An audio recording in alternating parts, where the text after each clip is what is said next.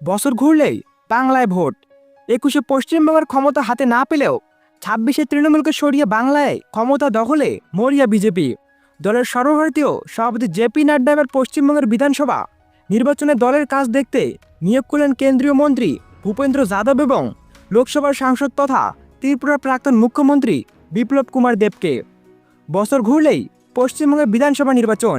এর আগে 21-এর বিধানসভা নির্বাচনের রীতিমতো কোমর বেঁধে ময়দানে নেমেছিল বিজেপি। মোদী শাহ নাড্ডারা চষে ফেলেছিলেন বাংলা। বিজেপির শীর্ষ নেতাদের একটা বড় অংশ 21-এর বিধানসভা নির্বাচনের আগে কার্যত পশ্চিমবঙ্গের ডেইলি প্যাসেঞ্জারি শুরু করে দিয়েছিলেন। তবে গতবার লক্ষ্য পূরণ হয়নি। প্রধান বিরোধী দলের মর্যাদা নিয়েই সন্তুষ্ট থাকতে হয় গেরুয়া শিবিরকে। তবে 26-এর ভোটে তৃণমূলকে সরিয়ে পশ্চিমবঙ্গের ক্ষমতা দখলে মরিয়া বিজেপি।